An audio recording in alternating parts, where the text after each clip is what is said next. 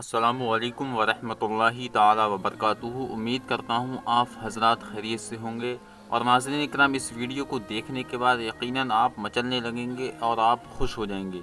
तो दोस्तों, इस वीडियो को आखिर तक ज़रूर देख लें, क्योंकि इस वीडियो में मैं आपको बताने वाला हूँ कि ईद उल अज़हा की नमाज ईदगाह में कितने टाइम होगी और मस्जिद में कितने टाइम होंगी। सरकार ने क्या नियम लागू कर दिए हैं जिससे मुसलमानों में खुशखबरी बिल्कुल नज़र आ रही है, मुसलमान मचलते हुए नज़र आ रहे हैं। इसलिए आप हजरात इस वीडियो को आखिर तक देखें। बहुत ही अहम और ज़रूरी बातें हैं ईद उल अज़हा के ताल्लुक से, और क़ुरबानी के ताल्लुक से भी कुछ अहम बातें हैं जो हमें और आपको जानना बेहद ज़रूरी है। दोस्तों देखिए, सबसे पहले दुरूद पाक पढ़ लेते हैं। अल्लाह रब्ब मुहम्मदिन सल्लल्लाहु अलैहि वसल्लम नहनु इबादु मुहम्मदिन सल्लल्लाहु अलैहि वसल्लम सलातु सलामन अलैका या रसूलुल्लाह सल्लल्लाहु ताला अलैहि वसल्लम।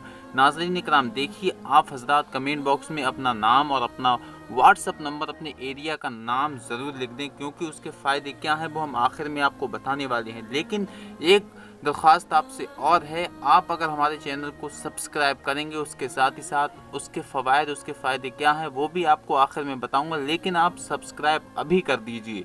तो दोस्तों आइए वीडियो को यहाँ से मैं शुरू करता हूँ और आप हज़रात बहुत गौर के साथ सुने।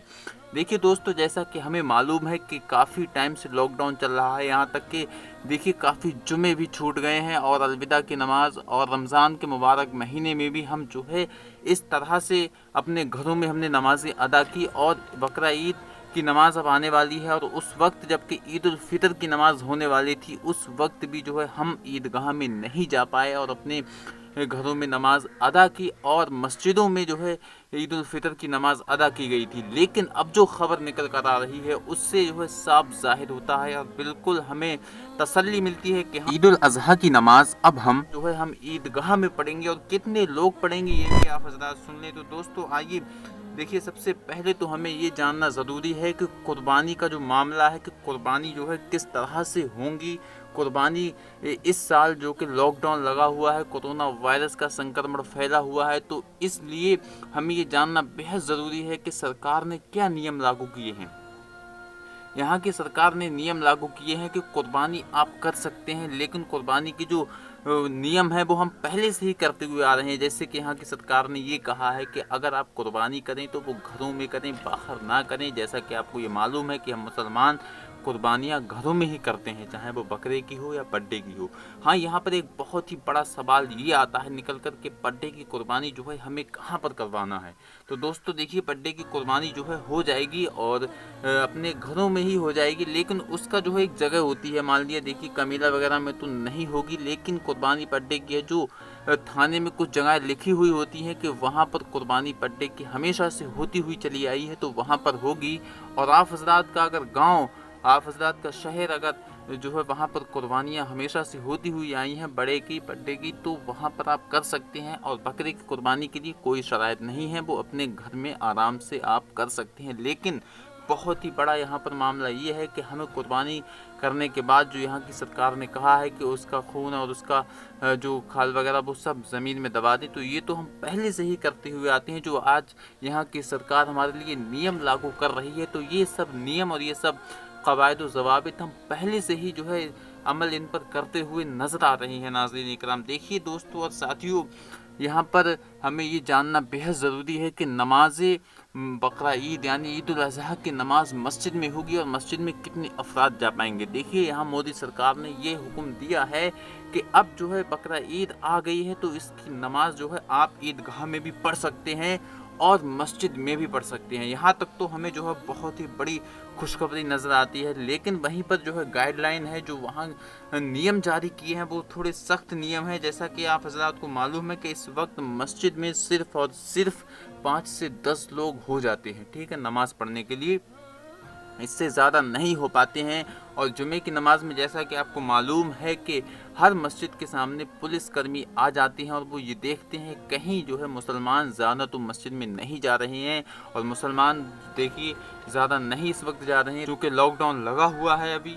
तो दोस्तों हमें ये बहुत ही ज़रूरी जानना है कि बकरा ईद की नमाज़ अब जो है मस्जिद में होगी या ईदगाह में होगी। तो ये तो ज़ाहिर है, चाहे ईदगाह में हो या जो है मस्जिद में हो आप जो है, लेकिन यहाँ पर बड़ी शर्त ये है कि सिर्फ़ और सिर्फ 10 लोग ही जो है ईद उल अज़हा की नमाज़ पढ़ सकेंगे। यानी 10 लोग जाकर ईद उल अज़हा की नमाज़ अदा कर लें, बाकी लोग घरों पर अदा करें। ये बहुत ही बड़ी शर्त है जो कि मुसलमानों के दिल को छू गई है, और मुसलमान इस बात को सुनने के बाद फिर से अफसरदा हो गया है, फिर से मुसलमान अफसोस कर रहा है और अल्लाह तबारक व तआला की बारगाह में गिरिया जारी करता हुआ नज़र आ रहा है। मुसलमान जो है इस वक्त बहुत ही परेशान हाल है, चूँकि देखिए सबसे बड़ी परेशानी मुसलमान के लिए यही है। इससे बड़ी परेशानी क्या हो सकती है कि उसे मस्जिद में जाने से रोक दिया गया है। यानी अल्लाह तबारक व तआला का घर, मुबारक घर, जहाँ पर मुसलमान पाँचों वक्त जाता है, और वहाँ पर अब जाने के लिए तरस गया है, क्योंकि यहाँ की सरकार ने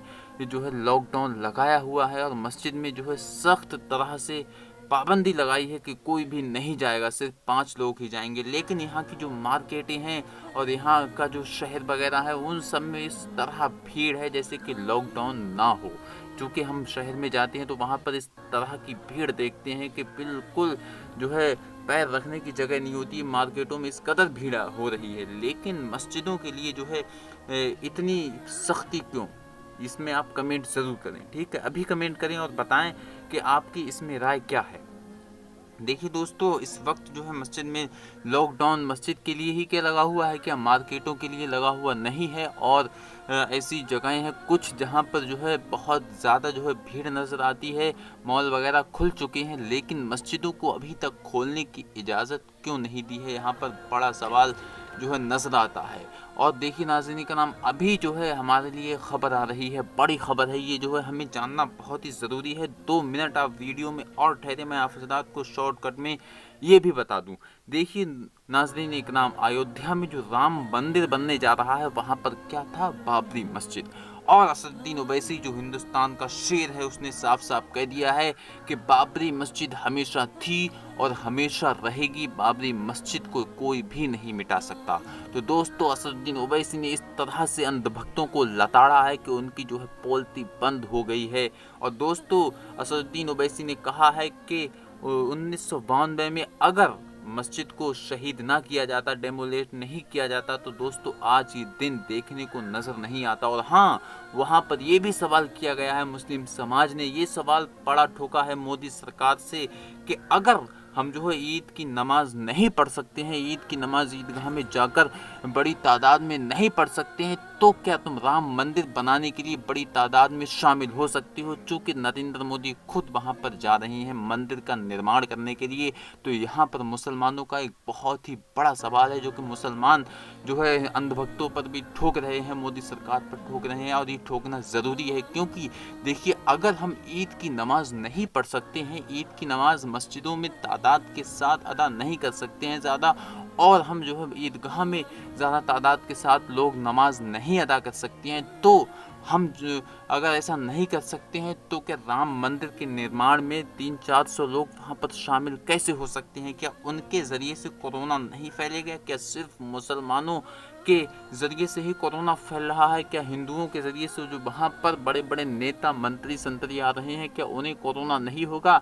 या फिर उन्होंने कोरोना से भी वोट ले लिए हैं, यानी कि कोरोना को अपने पार्ट में, अपनी पार्टी में शामिल कर लिया है कि कोरोना तुझे बीजेपी में नहीं आना है, तो बीजेपी के नेताओं से भी दूर रहना, बीजेपी के जितने भी मंत्री हैं सबसे दूर रहना। ये जो है मुस्लिम समाज का बड़ा सवाल है। यहाँ पर जो है मोदी सरकार के अंधभक्त बिल्कुल चुप नजर आ रहे हैं, उनकी बोलती बंद हो गई है। उसके बाद जो है नाजरीन, अब देखिए कि जो है सुप्रीम कोर्ट वगैरह ने क्या ऑर्डर दिए हैं वहाँ पर जाने के, कितने लोग जाएंगे। अब तो सोशल डिस्टेंसिंग के साथ वहाँ पर निर्माण होगा। और देखिए नाज़रीन इकराम, हमें और आपको देखिए इस वक्त जो माहौल है, इस वक्त माहौल ऐसा है कि हम बिल्कुल अफसरदा हैं और बहुत अफसोस कर रहे हैं, और अफसोस करना भी चाहिए। क्योंकि नाज़रीन देखिए कितने दिन हो गए हैं हमें मस्जिद में जुमा अदा करने को नहीं मिला है। यकीनन ये बहुत ही बड़ी जो है बुरी ख़बर है। इसलिए नाज़रीन देखिए, रो रो कर गिड़गिड़ा कर अल्लाह तबारक व तआला की बारगाह में दुआ करिए।